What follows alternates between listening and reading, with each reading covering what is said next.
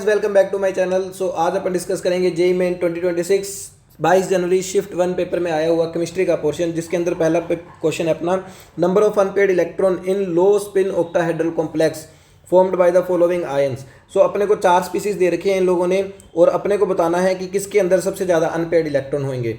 सो अपने को एक स्पीसीज दे रखी है मैग्नीज, अपन जानते हैं इसका एटॉमिक नंबर होता है 25। एक दे रखी है क्रोमियम, इसका जानते हैं एटॉमिक नंबर होता है 24। आयरन, इसका एटॉमिक नंबर होता है 26 और कोबाल्ट, इसका एटॉमिक नंबर होता है 27। और अगर इसका एटॉमिक नंबर 24 है तो इलेक्ट्रॉनिक कॉन्फ़िगरेशन क्या हो जाएगी 4s1 3d5। इसकी इलेक्ट्रॉनिक कॉन्फ़िगरेशन क्या हो जाएगी 4s2 3d5। इसकी इलेक्ट्रॉनिक कॉन्फ़िगरेशन क्या हो जाएगी 4s2 3d6 और इसकी इलेक्ट्रॉनिक कॉन्फ़िगरेशन क्या हो जाएगी 4s2 3d7। बट अपने को ये वाली स्पीसीज थोड़ी दे रखी है, वो बोल रहा है कि इसके ऊपर +3 चार्ज भी है, तो सबके ऊपर +3 चार्ज कर देंगे। तो यानी कि अपने को इनमें से इलेक्ट्रॉन निकालने पड़ेंगे। तो इलेक्ट्रॉन कैसे निकालेंगे बच्चे, एक इलेक्ट्रॉन इसमें से निकालेंगे, 2 इलेक्ट्रॉन इसमें से निकालेंगे, तो इसकी इलेक्ट्रॉनिक कॉन्फ़िगरेशन बचेगी D3। इसमें 2 इलेक्ट्रॉन यहाँ से निकालेंगे, एक यहाँ से निकालेंगे, तो इसकी इलेक्ट्रॉनिक कॉन्फ़िगरेशन बचेगी D4। इसमें 2 इलेक्ट्रॉन यहाँ से निकालेंगे, एक इलेक्ट्रॉन यहाँ से निकालेंगे, तो इसकी इलेक्ट्रॉनिक कॉन्फ़िगरेशन बचेगी D5। इसमें क्या करेंगे बच्चे, इसमें 2 इलेक्ट्रॉन यहाँ से निकालेंगे और एक इलेक्ट्रॉन यहाँ से निकालेंगे, तो इसकी इलेक्ट्रॉनिक कॉन्फ़िगरेशन बचेगी D6। अगर अपन जानते हैं कि अगर अपने को ऑक्टाहेड्रल कॉम्प्लेक्स बनाना है तो उसके लिए अपन स्प्लिटिंग कैसे करते हैं T2G और EG के अंदर। तो इसका T2G लेवल कुछ इस तरीके से बनेगा और EG लेवल बच्चे कुछ इस तरीके से बनेगा। तो यदि मुझे 3 इलेक्ट्रॉन डालने हैं तो क्रोमियम में तो तीनों इलेक्ट्रॉन नीचे आ जाएंगे, तो यानी कि क्रोमियम के पास अनपेड इलेक्ट्रॉन कितने हैं 3। अगर मुझे 4 इलेक्ट्रॉन डालने हैं तो मेरे को 3 इलेक्ट्रॉन यहाँ पे डालूंगा और 4th इलेक्ट्रॉन यहाँ पे डालूंगा, तो इसके अंदर अनपेड इलेक्ट्रॉन कितने हैं 2। अगर बच्चे मुझे 5 इलेक्ट्रॉन डालने हैं तो 5 में 1 इलेक्ट्रॉन यहाँ पे कर दूंगा, तो इसके अंदर अनपेड इलेक्ट्रॉन बच्चे कितने हो जाएंगे 1। और अगर मुझे 6 इलेक्ट्रॉन डालने हैं तो इसमें 1 इलेक्ट्रॉन यहाँ पे डालूंगा, तो इसके अंदर अनपेड इलेक्ट्रॉन बच्चे कितने हो जाएंगे 0। तो सबसे ज़्यादा किसके अंदर है क्रोमियम के अंदर, उसके बाद किसके अंदर है मैग्नीज के अंदर, उसके बाद किसमें है आयरन में, उसके बाद किसमें कोबाल्ट में। तो अपना ऑप्शन नंबर 2 आ जाएगा। सो यहाँ तक अगर किसी को कोई डाउट है तो मुझे कमेंट में पूछ सकते हैं। आगे बढ़ते हैं नेक्स्ट क्वेश्चन पे। चलिए जी, सो नेक्स्ट क्वेश्चन पे अपन देख रहे हैं कि ये बोल रहा है कि 4 एलिमेंट्स हैं, सारे क्या हैं बच्चे सेकंड पीरियड के एलिमेंट्स हैं। तो अगर ये बच्चे सारे सेकंड पीरियड के एलिमेंट्स हैं बोरोन से लेके ऑक्सीजन तक, तो यहाँ पे अपना होएगा बोरोन, यहाँ पे होएगा अपना कार्बन, यहाँ पे अपना होएगा नाइट्रोजन और यहाँ पे अपना होएगा ऑक्सीजन। जैसे बच्चे आप एक लाइन पढ़ो उसका डाटा लिख लिया करो ताकि आपको वो वाली लाइन दोबारा से नहीं पढ़नी पड़े। फिर ये बोल रहे हैं कि सबकी फर्स्ट आयनाइजेशन एनर्जी अपने को ये दे रखी है, तो अपने को बताना है कि नाइट्रोजन की आयनाइजेशन एनर्जी क्या होगी। तो अगर बच्चे मैं जानता हूँ कि इसमें नाइट्रोजन हाफ फिल्ड होता है तो इसकी इलेक्ट्रॉनिक इसकी आयनाइजेशन एनर्जी ऑक्सीजन से ज़्यादा हो जाती है। और पीरियोडिक टेबल में लेफ्ट टू राइट जाने पे क्या होता है साइज डिक्रीज होता है। अगर साइज डिक्रीज होएगा तो आयनाइजेशन एनर्जी क्या होगी इंक्रीज होएगी। तो यानी कि सबसे ज़्यादा होगी नाइट्रोजन की, फिर उसके बाद किसकी होगी बच्चे ऑक्सीजन की, उसके बाद किसकी होगी कार्बन की और उसके बाद किसकी होगी बोरोन की। तो यानी कि जो सबसे ज़्यादा वाली वैल्यू है वो वैल्यू किसकी है नाइट्रोजन की। तो सबसे ज़्यादा वाली वैल्यू इन्होंने अपने को कितनी दे रखी है 1402.3। तो यानी कि 1402.3 किसकी हो जाएगी बच्चे नाइट्रोजन की हो जाएगी। चलिए नेक्स्ट क्वेश्चन पे बढ़ते हैं। नेक्स्ट क्वेश्चन के अंदर अपने को ये बोल रहा है कि आपको एक कंपाउंड दे रखा है। ये बोल रहा है कि एक एलिमेंट है पी ब्लॉक का जो एक तरह की स्पीसीज बनाता है, उस स्पीसीज का फॉर्मूला क्या है EH4 है। अब EH4 कौन कौन बना सकता है, अपन जानते हैं नाइट्रोजन अपना क्या बनाता है बच्चे EH4 टाइप की स्पीसीज बनाता है। इसके अलावा कार्बन सिलिकॉन ये वाली फैमिली क्या करती है बच्चे EH4 टाइप की स्पीसीज बनाती है। तो इनमें से कोई ना कोई आंसर होना चाहिए। तो when the following solution pass through K2HgI4, तो ये बोलते हैं कि अगर मैं इस स्पीसीज को K2HgI4 में से पास करवाता हूं तो मुझे ब्राउन कलर का कॉम्प्लेक्स मिलता है। तो अपन जानते हैं बच्चे जो ब्राउन कलर का कॉम्प्लेक्स मिलता है उसका फॉर्मूला क्या होता है HgOHgNH3 होल ट्वाइस। यानी कि अपना ये जो एलिमेंट है वो कौन है नाइट्रोजन है, यानी कि ई अपना यहाँ पे बच्चे क्या है नाइट्रोजन है। तो नाइट्रोजन के लिए कौन कौन सी स्टेटमेंट सही है। तो ये कह रहा है कि maximum covalency of nitrogen is equal to 5, नहीं 5 नहीं होती 4 होती है, ये वाली स्टेटमेंट गलत। Brown PPT formed has formula this, तो ब्राउन पीपीटी का यही फॉर्मूला है, हाँ बिल्कुल सही बात है। चलिए जी, फिर ये कह रहा है element E has maximum electron affinity, नहीं नाइट्रोजन की इलेक्ट्रॉन एफिनिटी सबसे ज़्यादा थोड़ी होती है, नाइट्रोजन की तो इवन सबसे कम होती है, यस और नो। तो यानी कि इसका ये वाला आंसर नहीं होएगा। फिर ये कह रहे हैं EH3 इज फोस्फाइन, फोस्फाइन नहीं है अमोनिया है। चलिए जी, तो यानी कि ये वाली स्टेटमेंट भी गलत होगी, तो सेकंड ऑप्शन आपका सही हो जाएगा। नेक्स्ट क्वेश्चन पे चलते हैं। नेक्स्ट क्वेश्चन में कह रहा है कि match the following and choose the correct option. अच्छा, इसके अंदर कह रहा है कि आपको ये एक सोल्यूशन, आपको ये एक कंपाउंड दे रखे हैं, ये कौन सी रिएक्शन के अंदर यूज होता है। तो बच्चे अपन जानते हैं, बच्चा जानते हैं क्लीमेंशन रिडक्शन के लिए क्या चाहिए ZnHg चाहिए, वोल्फ किश्नर के लिए क्या चाहिए, वोल्फ किश्नर के लिए NH2 चाहिए, और टोलांस टेस्ट किसको बोलते हैं? टोलांस टेस्ट में अपन बच्चे क्या लेते हैं? अमोनिकल सिल्वर नाइट्रेट, यानी कि ए का हो जाएगा 3। और फैलिंग सॉल्यूशन के लिए बच्चे अपन क्या लेते हैं? कॉपर। एक्चुअली ये मेरा एक दोस्त था बंगाल से, वो बोलता था इस तरीके से, अमोनिकल सिल्वर नाइट्रेट टोलांस टेस्ट।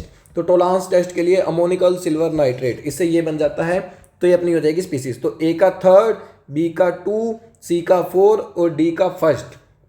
चलिए जी, नेक्स्ट स्टेटमेंट बेस्ड क्वेश्चन है। आप बच्चे गैस कर पा रहे हो कि इस सारी शिफ्ट्स के अंदर स्टेटमेंट बेस्ड क्वेश्चंस बहुत आ रहे हैं, तो आपको उसकी अच्छे से प्रैक्टिस होनी चाहिए, क्योंकि वो क्वेश्चन केवल तभी सही हो सकता है जब आप कंसेप्चुअली बहुत ज़्यादा अच्छे हो। ठीक है भाई। सो अगर आपको किसी टॉपिक्स के अंदर डाउट है तो आप उसको कमेंट में बता सकते हो, उस टॉपिक को मैं एक्सप्लेन कर दूंगा, जल्दी से जल्दी उस पर एक वीडियो बना दूंगा। तो ये कह रहा है कि an element x from P block form a metal hydride HX। ये कह रहा है कि कोई एक एलिमेंट है पी ब्लॉक का एक्स, वो हाइड्राइड क्या बनाता है? HX बनाता है। यानी कि बच्चे अपना क्या हो सकता है? ये HF हो सकता है, HCl हो सकता है, और ये क्या हो सकता है? अपना HBr हो सकता है और HI हो सकता है। और ये कह रहा है कि which has the longest bond length, इसमें सबसे ज़्यादा लंबी बॉन्ड लेंथ किसकी है बच्चे? HI की है, तो HI होना चाहिए। तो X अपना क्या है बच्चे? आयोडीन है। फिर ये कह रहा है कि then element X will have shortest covalent radius. गलत बात, एलिमेंट X की कोवेलेंट रेडियस सबसे छोटी थोड़ी होती है, सबसे छोटी तो क्लोरीन की होती है इसमें, यस और नो। तो यानी कि स्टेटमेंट 1 अपनी क्या हो जाएगी? गलत हो जाएगी। स्टेटमेंट 2 में कह रहा है कि an element E from 15 group, 15 group के अंदर कौन कौन आते हैं बच्चे? नाना पाटेकर, ऐश्वर्या राय, सब बिंदास, यस और नो। फिर ये कह रहा है कि ये फॉर्म करता है हाइड्राइड EH3, तो इसके हाइड्राइड क्या होंगे बच्चे? EH3। चलिए जी, EH3 यानी कि NH3 हो सकता है, PH3 हो सकता है, ASH3 हो सकता है, SBH3 हो सकता है, उसके बाद BiH3 हो सकता है। हैज़ लीस्ट बॉइलिंग पॉइंट, तो इसके अंदर देखो काफ़ी सारे कंसेप्ट को ये मिक्स करना चाह रहा है ना। तो बॉइलिंग पॉइंट का अपन जानते हैं ऑर्डर क्या होता है? नाइट्रोजन का बॉइलिंग पॉइंट सबसे ज़्यादा होता है, उसके बाद ऊपर से नीचे जाने पे बॉइलिंग पॉइंट बढ़ता है। नाइट्रोजन का सबसे ज़्यादा क्यों हो जाता है बच्चे? हाइड्रोजन बॉन्डिंग के कारण, यस और नो। तो यानी कि अपना P जो अपना E एलिमेंट है वो अपना क्या है बच्चे? फॉस्फोरस। और ये कह रहे हैं कि maximum covalency of E is 4 ना, बिल्कुल गलत बात। फॉस्फोरस की तो अपन जानते हैं बच्चे PCl5 में इसकी कोवेलेंसी कितनी हो जाती है? 5 हो जाती है। तो 4 थोड़ी होती है, 5 होती है। तो यानी कि ये वाली स्टेटमेंट भी क्या है बच्चे? गलत। तो both statement 1 and 2 are incorrect. So option number 4 आ जाएगा। नेक्स्ट क्वेश्चन पे चलते हैं। नेक्स्ट क्वेश्चन पे कह रहा है कि 2 एलिमेंट फ्रॉम पी ब्लॉक के 2 एलिमेंट हैं, फॉर्म द फॉलोइंग हैलाइड्स। तो ये 2 हैलाइड बनाते हैं। एक हैलाइड का फॉर्मूला बच्चे क्या है? XF3। दूसरे हैलाइड का फॉर्मूला क्या है? YF3। ये कह रहा है कि XF3 लुईस एसिड के जैसा काम करेगा। तो अपन जानते हैं बच्चे लुईस एसिड अपन किसको बोलते हैं? जो क्या करता है? लोन पेयर क्या करता है? एक्सेप्ट करता है। यानी कि इसके पास क्या होना चाहिए? एक वैकेंट ऑर्बिटल होना चाहिए। तो ये इसका मतलब हुआ कि इसके पास एक वैकेंट ऑर्बिटल होना चाहिए।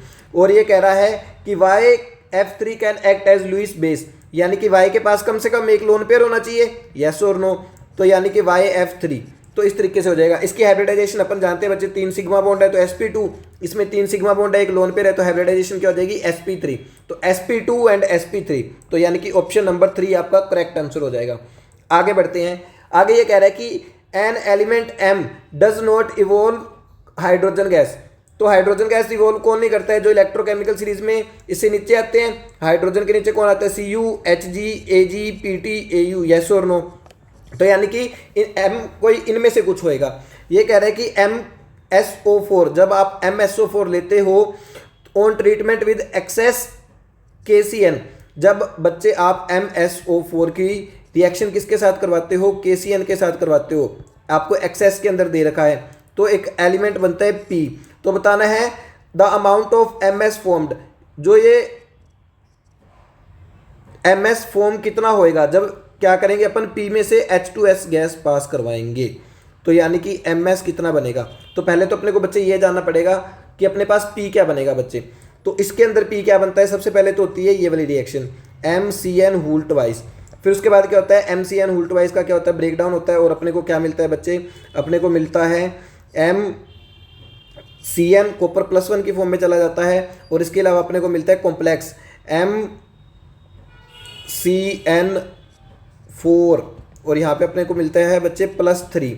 और जब अपन इसमें से H2S गैस पास करवाते हैं तो अपन जानते हैं कॉम्प्लेक्स फर्दर ब्रेक डाउन नहीं होता, यानी कि MS नहीं बनेगा। तो अगर MS नहीं बनेगा तो MS के कितने मोल बन रहे हैं बच्चे? 0 मोल बन रहे हैं। तो फर्स्ट ऑप्शन आ जाएगा।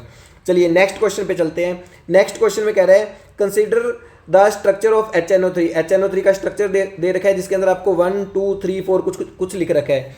फिर ये कह रहा है कि select the correct option having formal charge 1 2 3 4। 1 2 3 4 के ऊपर फॉर्मल चार्ज क्या होगा? तो बच्चे फॉर्मल चार्ज निकालने का अपन फॉर्मूला जानते हैं। फॉर्मल चार्ज का फॉर्मूला होता है sir valence electron minus shared electron by 2 minus unshared electron. और अनशेयर्ड इलेक्ट्रॉन कैसे निकालने होते हैं? 8 माइनस शेयर्ड इलेक्ट्रॉन करके निकालने होते हैं। तो सबसे पहले फर्स्ट वाले पे निकाल लेते हैं। ऑक्सीजन के वैलेंस इलेक्ट्रॉन कितने? 6। शेयर इसने कितने कर रखे हैं बच्चे? 2 कर रखे हैं, तो यानी कि 2/2। और अनशेयर्ड इलेक्ट्रॉन कितने आ जाएंगे? 8 माइनस 2 आ जाएंगे, यानी कि कितने आ जाएंगे? 6। तो यहाँ पे आ जाएगा 6, तो कितना आ गया? 6 माइनस 1 माइनस 6, तो कितना आ जाएगा? 1 के ऊपर -1, यानी कि 1 के ऊपर फॉर्मल चार्ज कितना आएगा? -1। तो 1 पे -1 का किस किस ऑप्शन में दे रखा है? तो ये ऑप्शन कट गया, ये ऑप्शन कट गया। फिर उसके बाद अपन देखते हैं बच्चे सेकंड ऑप्शन पे। सेकंड पे कह रहा है कि फिर से अपने पास ऑक्सीजन है, यानी कि वैलेंस इलेक्ट्रॉन कितने? 6। शेयर्ड इलेक्ट्रॉन कितने? 4। 1 2 3 4। तो शेयर्ड इलेक्ट्रॉन कितने? 4, तो यानी कि 4/2। और अनशेयर्ड कितने आ जाएंगे? 8 माइनस 4, 8 में से 4 गए 4, तो ये आ जाएगा, कट जाएगा 2 पे। तो कितना आ गया बच्चे? 6 माइनस 6, तो ऑप्शन क्या आ जाएगा? 0। तो यानी कि सेकंड वाले पे 0, तो यही ऑप्शन है, तो ये हो जाएगा। बाकी अपने को सोल्व करने की जरूरत ही नहीं है, अपने को टाइम बचाना होता है, येस और नो। चलिए आगे बढ़ते हैं। आगे कह रहा है कि करेक्ट ऑर्डर हो, ये आपको कोई रिएक्शन दे रखी है CH3Br, और यहाँ पे अपने को क्या दे रखा है बच्चे? मिथेनॉल दे रखा है। अपन जानते हैं मिथेनॉल अपना कैसा होता है? पोलर प्रोटिक सोलवेंट होता है, तो पोलर प्रोटिक सोलवेंट दे रखा है। फिर ये कह रहा है कि बताओ अगर ये न्यूक्लियोफाइल है तो सबसे ज़्यादा रेट किसका होएगा? तो अपन जिसको कंपेयर कर सकते हैं पहले उसको अपन कंपेयर कर लेते हैं। तो अपन आयोडीन नेगेटिव और F नेगेटिव को कंपेयर कर सकते हैं।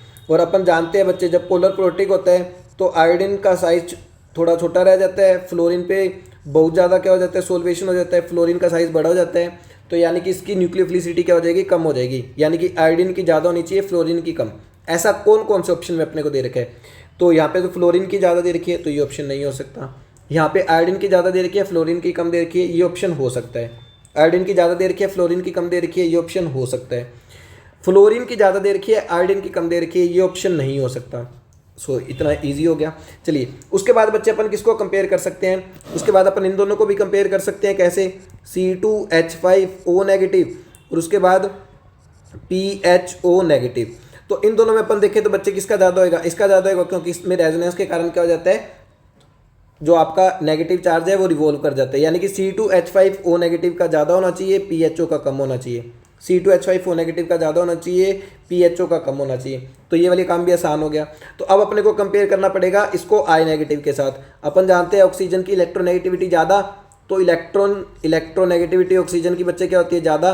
तो यानी कि इलेक्ट्रॉन को खींचने की ताकत ज़्यादा, तो डोनेट करने की ताकत कम, तो यानी कि न्यूक्लियोफिलिसिटी कम। तो यानी कि आयोडीन की इनसे ज़्यादा आएगी, तो यानी कि सबसे ज़्यादा आयोडीन। और फ्लोरीन की इलेक्ट्रोनेगेटिविटी ऑक्सीजन से भी ज़्यादा, तो फ्लोरीन का सबसे कम। तो यानी कि अपना ऑप्शन नंबर क्या आ जाएगा बच्चे? 3 आ जाएगा। सेकंड ऑप्शन अपना नहीं होगा। चलिए जी नेक्स्ट क्वेश्चन पे चलते हैं। नेक्स्ट क्वेश्चन के अंदर कह रहा है कंपेयर रेट ऑफ SN1। ये क्वेश्चन बहुत ही अच्छा है ना। तो ये कह रहा है कि SN1 का रेट बताओ। SN1 का रेट अपन कैसे बताते हैं बच्चे? ब्रोमीन को हटाएंगे, यहाँ पे पॉजिटिव चार्ज आएगा। ब्रोमीन को हटाएंगे, यहाँ पे पॉजिटिव चार्ज आएगा। ब्रोमीन को हटाएंगे, यहाँ पे पॉजिटिव चार्ज आएगा। और ब्रोमीन को हटाएंगे, यहाँ पे पॉजिटिव चार्ज आएगा। अपन जानते हैं ब्रिज हेड कार्बन पे पॉजिटिव चार्ज नहीं आ सकता, तो यानी कि R और S की स्टेबिलिटी ज़्यादा होएगी, P और Q की स्टेबिलिटी बच्चे क्या होगी? कम। जितनी स्टेबिलिटी ज़्यादा उतना SN1 का रेट ज़्यादा। और अगर बच्चे अपन R और S को कंपेयर करें तो यहाँ पे अपने पास बच्चे क्या हैं? 3+M ग्रुप लगे हुए हैं, यहाँ पे 2 ही+M ग्रुप है। तो यानी कि R का रेट ज़्यादा और S का रेट कम। फिर उसके बाद अगर अपन बच्चे P और Q को कंपेयर करना चाहें तो वैसे तो इसमें अपन कंपेयर कर नहीं पाएंगे, बस एक तरीके से कंपेयर कर सकते हैं। यहाँ पे बच्चे थोड़ी सी ये वाली चेन क्या हो जाएगी? थोड़ी ज़्यादा लंबी हो जाएगी, यानी कि चेन थोड़ी ज़्यादा फ्लेक्सिबल हो जाएगी। और ये वाली चेन बच्चे थोड़ी ज़्यादा रिजिड हो जाएगी, यानी कि ये वाला कार्बन है ये तो बिल्कुल भी प्लेनर नहीं होना चाहेगा। इस कार्बन में थोड़ी बहुत लचीलापन आ जाएगा, तो जिसके कारण ये थोड़ा बहुत प्लेनर हो जाएगा। तो यानी कि P का रेट ज़्यादा होएगा और Q का रेट क्या होएगा बच्चे? कम होएगा। तो R फिर S फिर P और फिर Q, यानी कि अपना कौन सा ऑप्शन फिट बैठेगा? ऑप्शन नंबर 2 आ जाएगा। चलिए नेक्स्ट क्वेश्चन पे चलते हैं। नेक्स्ट क्वेश्चन के अंदर कह रहा है कि स्टेटमेंट 1 आपको ये कुछ रिएक्शन दे रखी है, तो बताना है कि मेजर प्रोडक्ट कौन सा बनेगा। अपन जानते हैं बच्चे इस केस में अपना मेजर प्रोडक्ट क्या बनता है? मेजर प्रोडक्ट बनता है यहाँ पे OH और यहाँ पे बनता है COOH। यानी कि अपना ऑर्थो वाला मेजर प्रोडक्ट बनता है due to hydrogen bonding, yes और नो। तो यानी कि major product is para substituted, major product is ortho substituted and minor product is para substituted, यानी कि बिल्कुल सही बात है ये वाली बात। तो फिर कह रहे हैं कि ortho and para can be product can be separated by steam distillation, steam distillation, बिल्कुल सही बात, यस और नो। अपन जानते हैं बच्चे ये क्या होता है बच्चे, स्टीम वोलेटाइल होता है, जबकि ये स्टीम वोलेटाइल नहीं होता, स्टीम डिस्टिलेशन से कर सकते हैं। इसमें याद करो भाई, ये तो एनसीईआरटी का भी क्वेश्चन है कि कौन सा स्टीम वोलेटाइल है, क्योंकि इसमें हाइड्रोजन बॉन्डिंग हो जाती है तो सारे मॉलिक्यूल एक दूसरे को पकड़ लेते हैं, बिल्कुल सही बात। Both statement 1 and 2 are correct, statement 1 and 2 both are correct, तो यानी कि फर्स्ट ऑप्शन आ जाएगा। देखो फिर से स्टेटमेंट वाला क्वेश्चन आया, यानी कि आपके कंसेप्ट बहुत अच्छे होने चाहिए। फिर से स्टेटमेंट वाला क्वेश्चन बहुत ही अच्छा। इस क्वेश्चन के अंदर ये अपने को कह रहा है कि सुक्रोज इज डेक्स्ट्रो रोटेटरी, कि सुक्रोज डेक्स्ट्रो रोटेटरी होता है। हाँ बिल्कुल सही बात है, ये तो आपको एनसीईआरटी में पढ़ोगे तो आपको लाइन मिल जाएगी।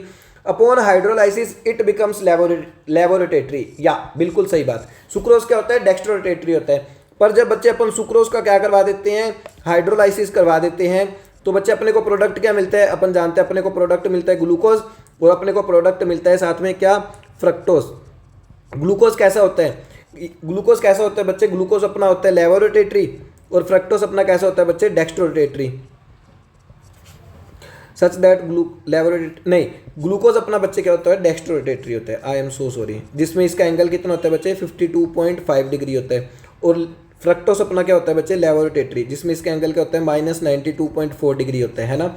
Sucrose on hydrolysis give glucose and fructose such that laevorotation of fructose laevorotation of glucose, नहीं ग्लूकोज तो अपना क्या होता है, डेक्स्ट्रोरोटेटरी होता है। तो ये वाली स्टेटमेंट अपनी क्या हो जाएगी, गलत हो जाएगी। तो statement 1 is true and 2 is false, तो यानी कि आ जाएगा अपना ऑप्शन नंबर 1। चलिए जी नेक्स्ट क्वेश्चन पे बढ़ते हैं। नेक्स्ट क्वेश्चन ये बहुत ही अच्छा क्वेश्चन है, यानी कि ये क्वेश्चन बस केवल वही बच्चा कर सकता है जो कंसेप्चुअली बहुत अच्छा है। ये कह रहा है कि एक ऑर्गेनिक कंपाउंड है, इस क्वेश्चन को मैं टफ कैटेगरी में रखूंगा, इस क्वेश्चन को मैं टफ की कैटेगरी में रखूंगा। तो ये कह रहा है कि an organic compound with molecular formula, तो आपको कोई ऑर्गेनिक कंपाउंड दे रखा है जिसके अंदर कुछ मोलिकुलर फॉर्मूला है। Upon reaction with KOH Br2 forms P, तो जब अपन इसकी KOH और P के साथ रिएक्शन करवाते हैं, KOH Br2 के साथ रिएक्शन करवाते हैं तो अपने को प्रोडक्ट मिलता है P, बहुत ही अच्छा। देख लेते हैं क्या मिलेगा। फिर इसकी अगर अपन डायजोटाइजेशन रिएक्शन करवा देते हैं तो अपने को प्रोडक्ट मिलता है Q, और Q की रिएक्शन यदि मैं किसके साथ करवा दूँ, CuCN के साथ करवा दूँ तो मुझे मिलता है R, और यदि मैं बच्चे R का क्या कर दूँ, हाइड्रोलाइसिस कर दूँ तो मुझे मिलता है S। और ये कह रहा है कि आप सीधा, फिर इसके बाद कह रहा है S can also be made by hydrolysis of original compound X, कि यदि आप ओरिजिनल कंपाउंड X का भी हाइड्रोलाइसिस करवा दोगे तो भी कोई दिक्कत वाली बात नहीं है, S ही मिलेगा सीधा ही। चलो बहुत अच्छा। फिर अपन देख लेते हैं, फिर कह रहा है S can reaction with KMnO4, यदि S की रिएक्शन बच्चे मैं किसके साथ करवा दूँ, KMnO4 के साथ करवा दूँ तो मुझे प्रोडक्ट मिलता है T, which has 2 type of hydrogen, और T के पास क्या है बच्चे, केवल 2 ही तरह के हाइड्रोजन है, H1 और H2। अब आप सोच रहे होगे कि सर हमें तो इतनी रिएक्शन आती नहीं।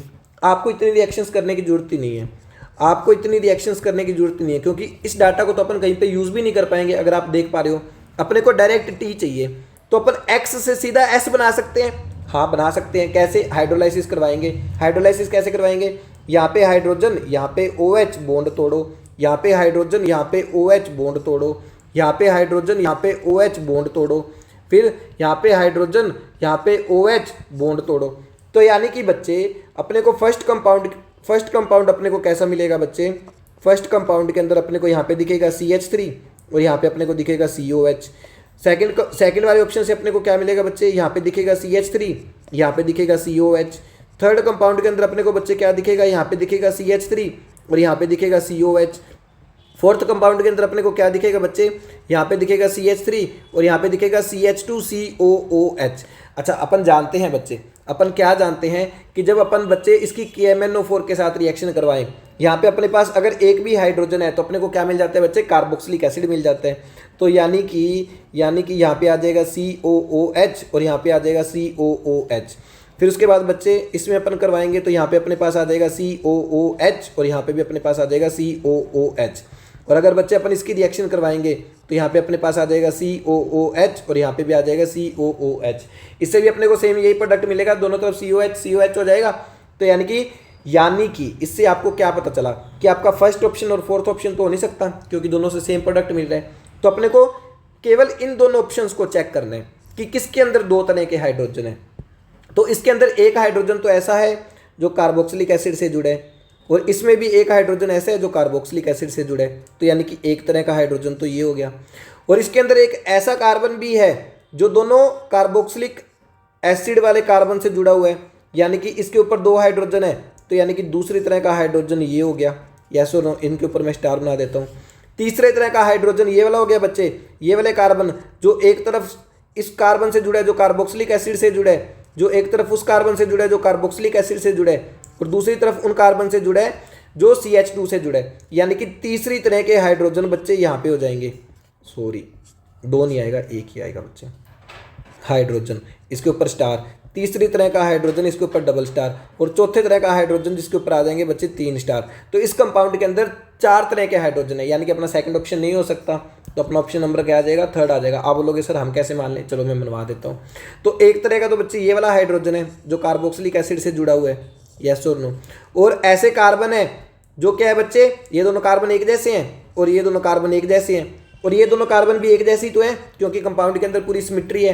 तो यानी कि यहाँ पे बच्चे ऐसे हाइड्रोजन है, ये चारों के चारों हाइड्रोजन के एक जैसे। तो दो तरह के हाइड्रोजन है, एक कार्बोक्सिलिक एसिड से जुड़ा हुआ और एक बेंजीन रिंग से जुड़ा हुआ। तो यानी कि अपना ऑप्शन नंबर इसमें क्या आ जाएगा? थर्ड ऑप्शन आ जाएगा। इसलिए मैंने बोला ये बहुत ही अच्छा क्वेश्चन था। चलिए जी आगे बढ़ते हैं। आगे ये कह रहा है कि रीड द फॉलोइंग स्टेटमेंट। आपको दो कंपाउंड दे रखे हैं, एक कंपाउंड है P और एक कंपाउंड है Q। ये कह रहा है कि Q has more delta negative on chlorine than P। Q के ऊपर ज़्यादा डेल्टा नेगेटिव होगा। तो अगर बच्चे अपन देखें तो यहाँ पे आएगा डेल्टा नेगेटिव, यहाँ पे आएगा डेल्टा पॉजिटिव, यहाँ पे आएगा डेल्टा नेगेटिव, यहाँ पे आएगा डेल्टा पॉजिटिव। इस वाले कार्बन की हाइब्रिडाइजेशन क्या है? sp3। इस वाले कार्बन की हाइब्रिडाइजेशन क्या है? sp2। यानी कि इस वाले की इलेक्ट्रोनेगेटिविटी ज़्यादा, तो इलेक्ट्रॉन को खींचने की ताकत ज़्यादा। तो यानी कि ये वाला डेल्टा नेगेटिव क्या होएगा बच्चे? ज़्यादा होएगा। यानी P वाला डेल्टा नेगेटिव ज़्यादा होना चाहिए ना, क्योंकि यहाँ पे sp3 हाइब्रिडाइज्ड कार्बन से जुड़ा हुआ है। Q has more dipole movement than P। ये कह रहे हैं कि Q का डाइपोल मूवमेंट ज़्यादा होएगा। नहीं, बिल्कुल गलत बात। अगर यहाँ पे बच्चे चार्ज ज़्यादा है और इसकी बॉन्ड लेंथ ज़्यादा है तो डाइपोल मूवमेंट भी तो इसी का ही ज़्यादा होएगा। यहाँ पे तो रेजोनेंस के कारण क्या हो जाएगा? बॉन्ड लेंथ भी कम हो जाएगी और यहाँ पे चार्ज का अमाउंट भी कम है, तो इसका डाइपोल मूवमेंट कम होएगा। तो यानी कि Q का डाइपोल मूवमेंट कम होएगा, P का ज़्यादा होएगा। तो B वाली बात भी गलत है। C में क्या कह रहा है? इन Q carbon chlorine bond has double bond character. हाँ, क्योंकि रेजोनेंस के कारण डबल बॉन्ड करेक्टर आ जाएगा। तो यानी कि C वाली बात सही है। तो आप ऑप्शंस पे जा सकते हो। C वाली बात 3 ऑप्शंस के अंदर दे रखी है तो ये गलत। B ऑप्शन अपने को दो में दे रखा है तो इनको भी काट दो। तो वैसे तो आंसर यहीं से आ गया C और D। आगे ऑप्शन चेक करने की भी जरूरत नहीं है।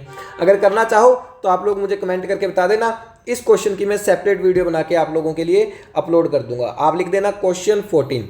चलिए जी, अभी मैं आपको जल्दी से जल्दी पेपर सोल्व करने सिखा रहा हूँ, इसीलिए अपने को जल्दी से जल्दी चलना है। चलिए जी आगे चलते हैं। ये कह रहा है कि साइक्लोएल्कीन X। तो ये कह रहा है कि कोई साइक्लोएल्कीन है X, इसकी रिएक्शन यदि बच्चे मैं ब्रोमीन के साथ करवाता हूँ तो मुझे मिलता है during reaction 1 mole of cycloalkane. यदि मैं इसका 1 मोल लेता हूँ और इसका भी 1 मोल लेता हूँ तो मुझे प्रोडक्ट Y मिलता है। Y के अंदर कार्बन और ब्रोमीन का रेशियो कितना है बच्चे? 3:1 है। तो अगर बच्चे मैं Br2 अगर ब्रोमीन 2 लूँगा तो कार्बन मेरे कितने हो जाएंगे बच्चे? 6 हो जाएंगे। तो यानी कि ये वाला कंपाउंड मेरा कुछ ऐसा हो रहा होगा, यहाँ पे ब्रोमीन वाटर टेस्ट करवा रहा होगा ये कोई एल्कीन का। तो यानी कि मेरा X बच्चे क्या होएगा? X मेरा ये होएगा। चलिए फिर ये कह रहा है कि the percentage of bromine in product Y। इस Y के अंदर ब्रोमीन कितना है? तो इसका फॉर्मूला क्या होएगा बच्चे? इस कंपाउंड का फॉर्मूला बन जाएगा C6H10Br2। तो यानी कि 2 2 4 2 6 तो 8 9 10 हाइड्रोजन है, 2 ब्रोमीन है, 6 कार्बन है। तो इसका मास कितना हो जाएगा बच्चे?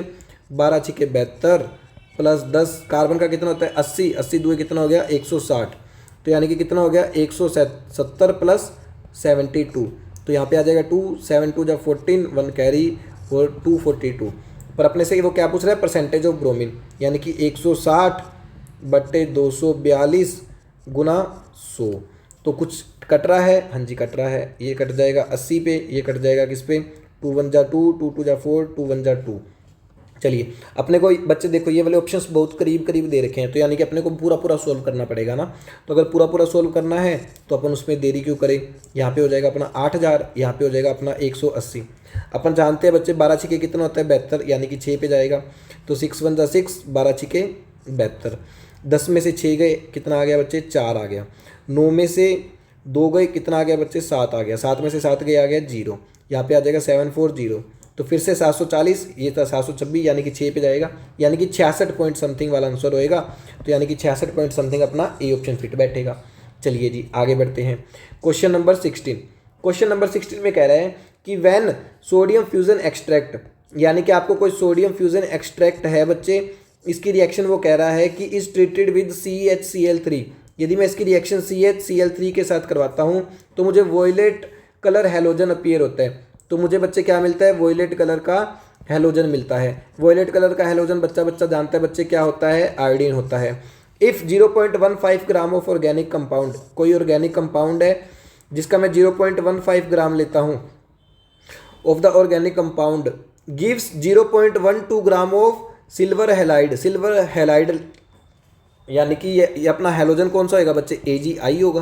वेरी गुड भी, यानी कि इसकी रिएक्शन कोई आयोडीन वगैरह के साथ करवाई होगी, अपने को AgI मिल रहा है जो कि मिल रहा है 0.12 ग्राम।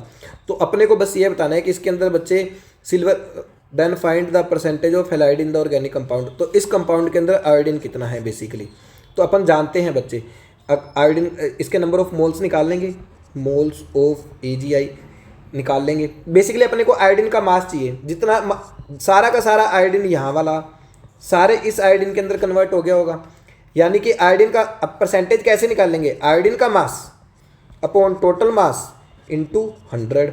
आयोडीन का मास कहाँ से निकाल सकते हैं अपन, AgI से निकाल सकते हैं। कैसे, AgI के मोल्स कितने आ जाएंगे 0.12 डिवाइड बाय मास कितना आ जाएगा, सिल्वर का होता है 108 और आयोडीन का होता है कितना 128। तो कितना आ जाएगा 8 8 16 कैरी 1 3 236।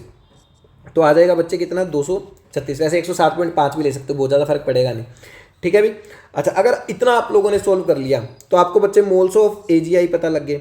अब अपने को पता है जितने AgI के मोल्स होंगे उतने ही आयोडीन के मोल्स भी होंगे, तो मोल्स ऑफ आयोडीन भी पता लगे कितने आ गए 0.12 डिवाइड बाई कितना आ गया बच्चे 236। अगर मोल्स पता लग गए तो मास भी पता लग जाएगा। मास कितना आ जाएगा बच्चे 0.12 डिवाइड बाई 236 और आयोडीन का मास कितना है बच्चे 128।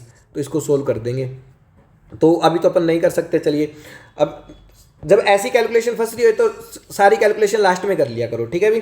तो आयोडीन का मास कितना आ गया 0.12 डिवाइड इंटू 128 अपॉन 236। कंपाउंड का मास कितना है 0.15 ग्राम, तो इंटू 0.15 ग्राम इंटू कर देंगे 100। तो ये कट गया किस पे, 2 0 से 2 0 यहाँ पे गई। तो आपके पास फाइनली क्या बचा, कुछ कट रहा है, हाँ जी कट रहा है। किस पे 3 4 जा 12, 3 5 जा 15, ये गया 5 किस पे गया बच्चे फिर से, ये गया 20 पे। अच्छा ये गया 36, 4 5 जा 20, 4 6 जा 24 होता है, तो 4 5 जा 20, 3 6 4 9 जा 36। चलिए तो यहाँ पे आ गया 59। तो ये कितना आ गया बच्चे 256 डिवाइड बाय 59 इंटू 100। कुछ गलती की नहीं, यहाँ पे 2 आएगा ना, ओनली 2 आएगा। तो 256 डिवाइड बाय 59, तो क्योंकि 2 0 से 2 0 तो कटेगी ना 5, ये इंटू 20 आएगा। 2560 डिवाइड बाय 59 आएगा, ठीक है भाई। तो कैलकुलेशन में कोई मिस्टेक नहीं होनी चाहिए, एक बार चेक कर लेना। 2560 और इसको करना है 59 से। तो अपन जानते हैं बच्चे 6 4 जा कितना होता है 24, यानी कि 4 पे जाएगा। 4 9 जा 36, 3 कैरी, 5 4 जा 20 और 3 23। तो ये आ गया कितना 0, यहाँ पे आ गया 2, यहाँ पे आ गया 0। तो यानी कि आ गया 43 पॉइंट समथिंग वाला आंसर होना चाहिए। तो 43 पॉइंट समथिंग वाला एक ही आंसर दे रखा है 43.23। चलिए जी आगे बढ़ो। फिर ये कह रहा है कि which of the following graph is correct relationship between pressure of CO2 with x of CO2, जहाँ पे एक्स क्या है बच्चे मोल फ्रैक्शन है। अपन जानते हैं बच्चे प्रेशर किसके बराबर होता है KH इंटू एक्स। तो यदि आप दोनों तरफ लोग ले लोगे तो यहाँ पे हो जाएगा log P और यहाँ पे हो जाएगा log KH और यहाँ पे अपने पास हो जाएगा log X। तो अगर आप इसको y एक्सिस पे रखोगे और इसको x एक्सिस पे रखोगे mx प्लस c, यानी कि एक स्ट्रेट लाइन वाला कर्व होएगा जिसके अंदर अपना स्लोप कितना होएगा 45 डिग्री, यानी कि पॉजिटिव स्लोप होएगा, और कुछ ना कुछ इंटरसेप्ट की वैल्यू भी होएगी, तो यानी कि अपना आ जाएगा फोर्थ ऑप्शन। चलिए आगे बढ़ते हैं। आगे कह रहा है इस क्वेश्चन को करने के लिए आपको बच्चे बहुत अच्छी नॉलेज होने की ज़रूरत थी, है ना। इस क्वेश्चन को भी मैं टफ की कैटेगरी में रख सकता हूँ। तो ये कह रहा है कि Ag2 ये अपने को ट्वाइस ऑफ Ag देता है, फॉर्मेशन ऑफ A2 बनाने के लिए इतना है और फॉर्मेशन ऑफ A बनाने के लिए बच्चे इतना है। तो इस रिएक्शन का डेल्टा जी अपन निकाल सकते हैं बच्चे। कैसे? इस रिएक्शन का डेल्टा जी किसके बराबर होएगा? डेल्टा जी ऑफ प्रोडक्ट, यानी कि delta G of product minus delta G of reactant. Product के आगे 2 लगे तो यहाँ पे भी 2 लगा देंगे। प्रोडक्ट का अपने को इतना दे रखा है, यानी कि 2 इंटू -50.8625 और माइनस क्या कर देंगे बच्चे 100। तो इसको सोल्व करेंगे तो कितना आएगा? इसको सोल्व करेंगे तो 5 2 जा 10 1 कैरी, 2 2 जा 4 और 1 5, 6 2 जा 12 1 कैरी, 8 2 जा 16 और 1 17 1 कैरी, 5 2 जा 10, है ना, माइनस का, और ये माइनस माइनस प्लस हो जाएगा, तो यहाँ पे प्लस का 100। तो यानी कि आपके पास कितना आ गया बच्चे? डेल्टा आर जी कितना आ गया इस रिएक्शन का? माइनस का 1.7250 आ गया। तो बस काम आसान हो गया, माइनस का 1.7250 हो गया। तो ये कह रहा है कि at 300 kelvin and 1 atm pressure, अगर आपको टेम्परेचर दे रखा है 300 केल्विन और प्रेशर दे रखा है 1 atm, degree of dissociation of A2 का डिग्री ऑफ डिसोसिएशन अल्फा क्या होगा? अल्फा निकालने के लिए बच्चे पहले आपको क्या निकालना पड़ेगा? इसका इक्विलिब्रियम कांस्टेंट निकालना पड़ेगा, और अपन जानते हैं कि इक्विलिब्रियम किसके बराबर होता है? -RT/ln(k). तो चलिए जी, तो इसको भी अब सोल्व करना पड़ेगा। आर की वैल्यू अपने को दे रखी है इन लोगों ने 8.3, तो वेरी गुड भी, तो नेगेटिव से नेगेटिव कट गया, तो यहाँ पे अपने पास क्या आ गया बच्चे? 1.7250। पेन को थोड़ा मोटा कर लेते हैं, ठीक है भी। और यहाँ पे अपने पास आर इन लोगों ने दे रखे 8.3 और टेम्परेचर दे रखे 300, ये किसके बराबर होएगा? ln(k) के बराबर होएगा। चलिए इसको सोल्व करें। इसको अपन यदि सोल्व करना चाहें, ओके, कुछ गलती कर रहे हैं, हाँ एक गलती कर रहे हैं। यहाँ पे अपने को बच्चे डेल्टा जी दे रखे किलो जूल के अंदर, और यहाँ पे अपने को आर दे रखे है जूल के अंदर, तभी मैं सोच रहा हूँ कि वैल्यू काफ़ी बड़ी आ रही है। तो किलो जूल में बदलने के लिए अपने को बच्चे क्या करना पड़ेगा? इसको 1000 से डिवाइड करना पड़ेगा। तो यहाँ से 2 0 से 2 0 कैंसिल, तो ये कट गया, 3 3 जा 9, 8 3 जा 24, है ना। तो ये कितना आ जाएगा? 2.49, और ये कितना है बच्चे? 1.7250, और ये किसके बराबर आ गया? ln(k) के बराबर आ गया। अच्छा, इसके अलावा आप किसी तरीके से इसको सोल्व कर सकते हैं। हाँ जी, तो ln(k) किसके बराबर आ गया? 1.7250, और यहाँ पे अपने पास क्या आ गया बच्चे? 2.49। तो अगर अपन बच्चे इसको डिवाइड करना चाहें तो कुछ कैसी वैल्यूज़ आ रही होंगी अपने पास? इसको अभी सोल्व कर लेना चाहिए, क्योंकि वरना काम फंस जाएगा। तो बेसिकली पॉइंट से पॉइंट कट जाएगा, यहाँ पे आ जाएंगी 2 0, तो ये इस पे कट गया, तो 17 2 होता है 34, तो ये तो किसी तरीके से नहीं कट रहा है, तो कोई ऑप्शन नहीं है, इसको डिवाइड करना ही पड़ेगा। तो ये कितना आ गया? 1725, और ये कितना आ गया बच्चे? इसको डिवाइड करना है 249 से, जीरो अपन बाद में यूज़ कर लेंगे। चलिए जी, तो अपन जानते हैं बच्चे, 5 पे करके देख लेते हैं। तो 10 पे करेंगे तो कितना आएगा? 2490। 2400 का आधा कितना होता है बच्चे? 1200, और 90 का आधा कितना होता है? 45। तो यानी कि अगर इसको मैं 5 पे करता हूँ तो 1245 आएगा। तो 6 पे करके देख लेते हैं। यदि अपन 6 पे करेंगे बच्चे तो कितना आएगा? 9 6 जा 54, 5 कैरी, 6 4 जा 24 और 5 29, 2 कैरी, 6 2 जा 12 13 14। तो पीछे क्या बचा? 14 में से 15 में 5 में से 4 गए 1 सिंपल, 12 में से 9 गए 3, 6 में से 4 गए 2, तो आ गया 231, और यहाँ पे आ गया बच्चे कितना? 0। तो 6.0, एक जीरो इधर भी है ना, इसको भी अपन बाद में यूज़ करेंगे। अब अपन 10 पे करेंगे तो 2490, 9 पे करेंगे तो 2490 से थोड़ा सा कम आ जाएगा, तो बेसिकली 6.9 आ गया, और एक नीचे ये भी है, तो ln(k) क्या आ गया बच्चे? 0.69, और अपन जानते हैं ये किसकी वैल्यू होती है बच्चे? k की वैल्यू क्या आ गई? 2, ln2 की वैल्यू क्या होती है 0.693, आप लोग जानते ही हो बच्चे 0.693 होती है। तो कभी भी ना ये आपसे कैलकुलेशन अगर करवाना चाहेगा तो ऑप्शन ही उस तरीके के देगा, वरना वो आपसे कैलकुलेशन करवाना नहीं चाहता। तो के की वैल्यू आ गई 2, तो अब अपन डिग्री ऑफ डिसोसिएशन बिल्कुल आसानी से निकाल सकते हैं। कैसे कैसे निकाल सकते हैं सर? तो अपने को ये रिएक्शन दे रखी है A2 is in equilibrium with twice of A, है ना। अच्छा, इसका प्रेशर अपने को कितना दे रखा है? अपने को डिग्री एट इक्विलिब्रियम,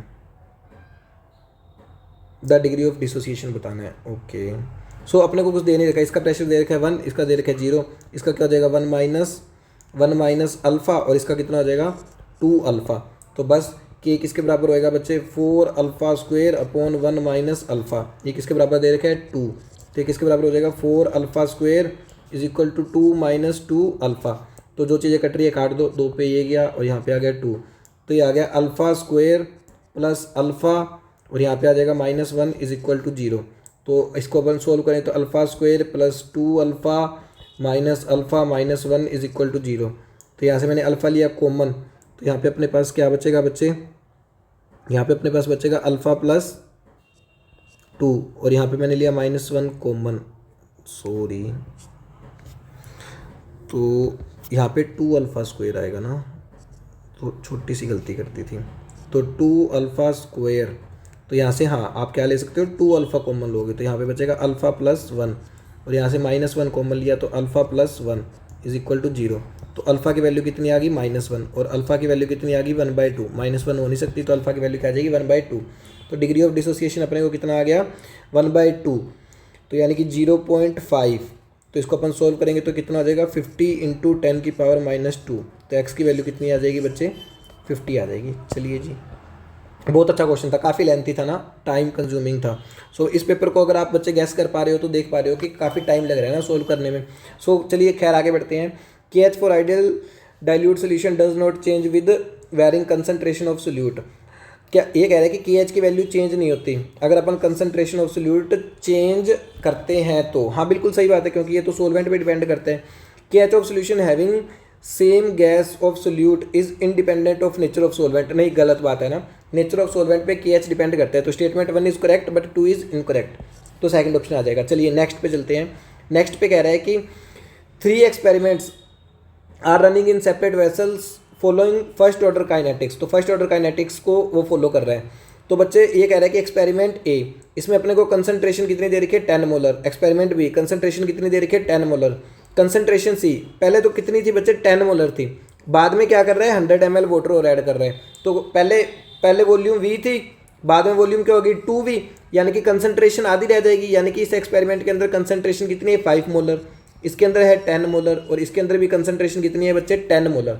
और अपन जानते हैं अगर अपना फर्स्ट ऑर्डर काइनेटिक्स है तो अपना रेट ऑफ रिएक्शन क्या होता है बच्चे K इंटू कंसंट्रेशन, तो यानी कि K इंटू कंसंट्रेशन। तो A वाले के अंदर क्या होएगा बच्चे K इंटू 10, ए वाले रेट ऑफ बी भी क्या हो जाएगा बच्चे 10K, और रेट ऑफ सी कितना हो जाएगा बच्चे 5K, यानी कि ए और बी बराबर है और ग्रेटर देन है सी से, यानी कि सेकंड ऑप्शन आ जाएगा।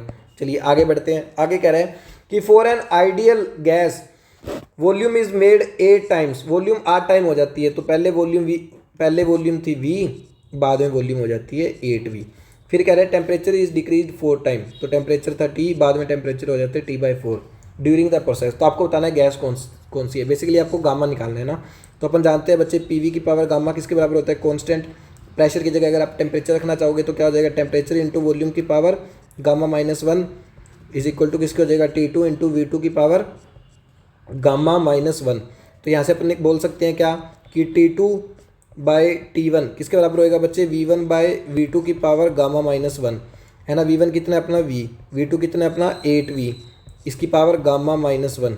T2 अपना कितना है, T2 है अपना T/4, और T1 अपना कितना है T। तो ये इससे ये कैंसिल और इससे ये कैंसिल। सो बेसिकली 2 की पावर गामा -1 किसके बराबर आ गया बच्चे 2 की पावर आ गया 2K, सॉरी 8 की पावर गामा -1, 8 की power gamma -1 is equal to आ गया 4K। तो यहाँ से आप क्या बोल सकते हो 2 की पावर 3 गामा -3 किसके बराबर आ गया 2 की पावर 2K। तो यानी कि 3 गामा -3 बराबर आ गया 2K, तो 3 गामा किसके बराबर आ गया 5K, तो गामा किसके बराबर आ गया 5/3। गामा 5/3 किसके लिए होता है बच्चे, मोनोटोमिक गैस के लिए होता है, यानी कि आपका हीलियम आंसर हो जाएगा।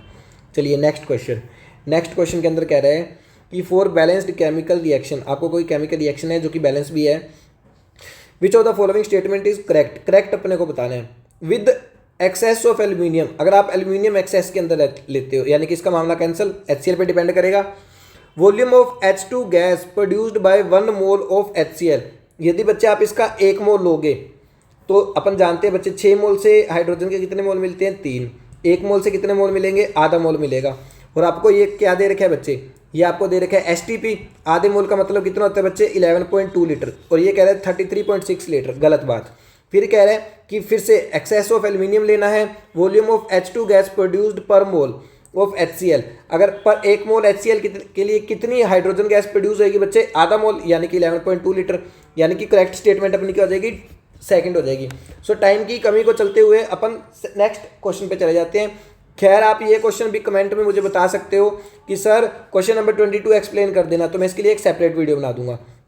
चलिए जी आगे बढ़ते हैं। आगे कह रहा है कि if E cell of the following reaction is x × 10⁻⁻1, कि कोई फॉलोइंग रिएक्शन हो रही है जिसके लिए ई सेल आपको कितना दे रखा है x × 10⁻⁻1, find the value of x की वैल्यू बतानी है। तो रिएक्शन क्या हो रही है बच्चे, रिएक्शन के अंदर HSNO2- कन्वर्ट हो रहा है किसके अंदर, SnOH6⁻²। ओके बहुत अच्छी बात। फिर ये अच्छा और क्या हो रहा है बच्चे, बेसिक मीडियम के अंदर Bi2O3 कन्वर्ट हो रहा है किसके अंदर, Bi के अंदर। अच्छा बच्चे अगर आप इसको ध्यान से देखो तो यहाँ पे इसका ऑक्सीडेशन नंबर क्या आ जाएगा बच्चे, इसका ऑक्सीडेशन नंबर आ जाएगा कितना, +1 x - 4 = -1, तो x की वैल्यू कितनी आ जाएगी +4, और यदि आप यहाँ पे निकालोगे तो कितना आ जाएगा बच्चे, x - 6 = -2, सॉरी x - 3, ये +1 है ना, तो x - 3 = आ गया -1, तो x की वैल्यू आएगी +2, छोटी सी गलती हो जाती बच गई। और यहाँ पे x की वैल्यू कितनी आएगी बच्चे, x - 6 = -2, तो x की वैल्यू कितनी आएगी, x की वैल्यू आएगी +4, तो ये +2 से +4, यानी कि कितने इलेक्ट्रॉन्स का चेंज हो रहा है इस रिएक्शन में, 2 इलेक्ट्रॉन्स का हो रहा है। और यदि मैं यहाँ पे देखूँ तो 2x - 6 = 0, तो यहाँ पे x की वैल्यू कितनी आ गई बच्चे, 3 आ गई, और यहाँ पे बच्चे +3 से किस में जा रहा है, 0 में जा रहा है, यस और नो।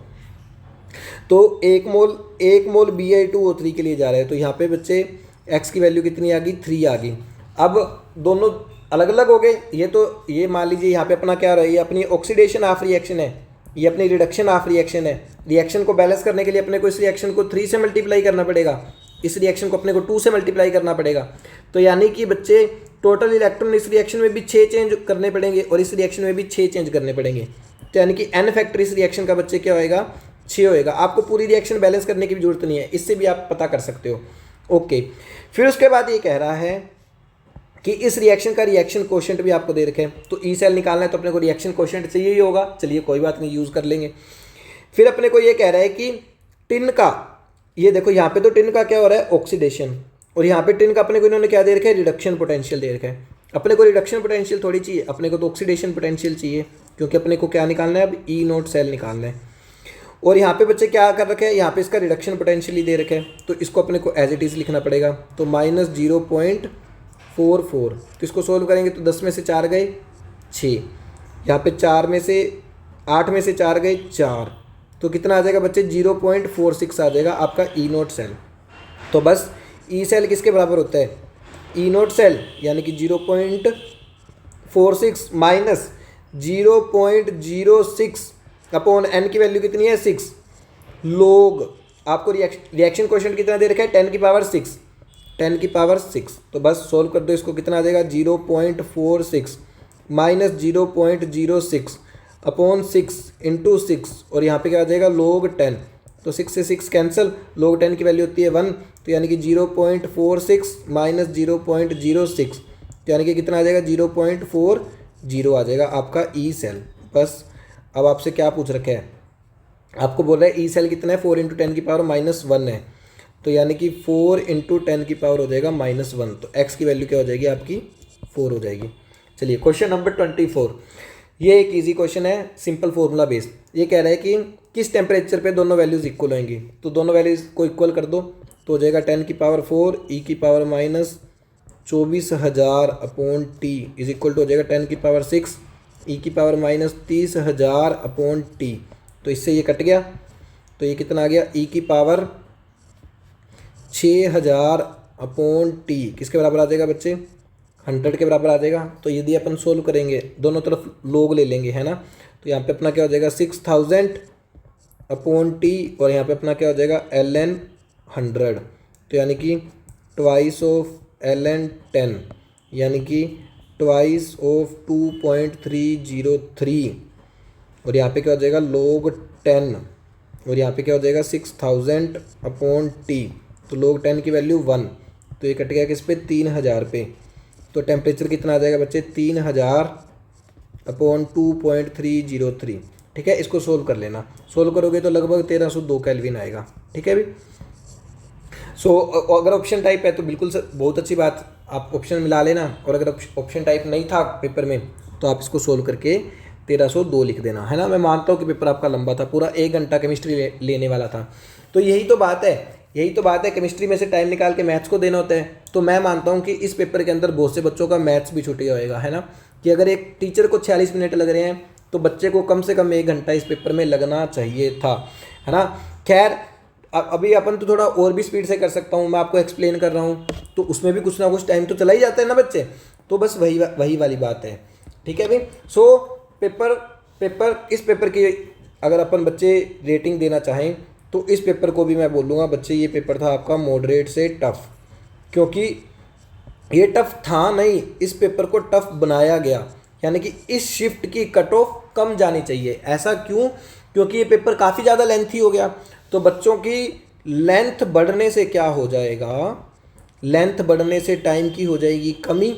तो अगर बच्चों ने केमिस्ट्री अच्छे से अटैम्प्ट कर लिया तो मान लिया कि केमिस्ट्री की कट ऑफ हाई जाएगी, बट मैथ्स की कट ऑफ क्या हो जाएगी बच्चे, लो हो जाएगी। फिजिक्स की कट ऑफ क्या हो जाएगी, लो हो जाएगी। बच्चे केमिस्ट्री में से टाइम निकाल के तो मैथ्स और फिजिक्स को देते हैं, यानी कि इस पेपर की कट ऑफ क्या जानी चाहिए बच्चे, थोड़ी लो जानी चाहिए कंपैरेटिवली। चलिए जी, फिर ये कह रहा है कि आइसोथर्मल रिवर्सिबल, आइसोथर्मल भी कह दिया रिवर्सिबल भी कह दिया, वर्क डन का बताओ कितना होएगा।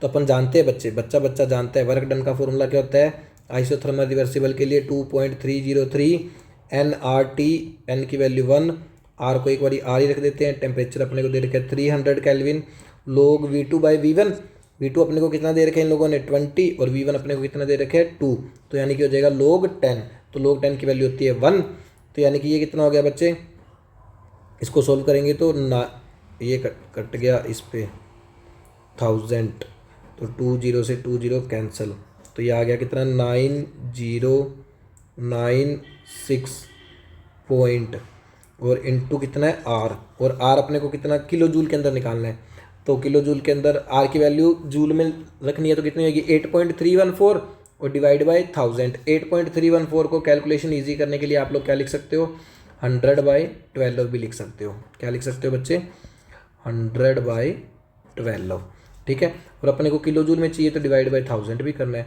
तो यानी कि हर बारी 120 से क्या आर की वैल्यू कितनी हो जाएगी किलो जूल के अंदर 1/120, तो बस डिवाइड बाई 120 कर दो। तो अपन जानते हैं 12 × 12, 12 2 24, 12 3 36, 12 चौके 48, 12 5 60, 12 5 क्या हो गया 60, यानी कि ये 5 पे जाएगा, 690 है ऊपर और डिवाइड में क्या है 120, तो 12 5 60, तो यानी कि 5 पॉइंट समथिंग वाला होएगा, यानी कि फर्स्ट का ऑप्शन हो गया डी, तो फर्स्ट का डी ए के ऑप्शन में दे रखा है, बस हो गया। यानी कि अगर आपको केवल इसका फॉर्मूला आता था तो इस पेपर को आप सोल्व कर सकते थे। खैर अगर बच्चे आपको बाकी के भी कैलकुलेट करने हैं तो आप लोग चाहो तो कैलकुलेट मैं आपको करवा देता हूँ। ये कह रहा है कि आइसोथर्मल इरिवर्सिबल प्रोसेस है, तो अपने को प्रेशर बच्चे कितना दे रखे है 3 किलो पास्कल दे रखे है, और अपने को चेंज इन वॉल्यूम कितना हो जाएगा 2 मीटर क्यूब है ना, तो 3 × 2 कितना हो जाएगा 6, तो कितना हो जाएगा 6 किलो जूल। चूँकि ये भी अपना क्या है बच्चे एसआई यूनिट के अंदर है और ये भी अपना क्या है एसआई यूनिट के अंदर है, तो वर्क डन भी किसके अंदर आएगा एसआई यूनिट के अंदर, तो बी का हो गया सेकंड, तो देख सकते हो सेकंड का हो गया बी।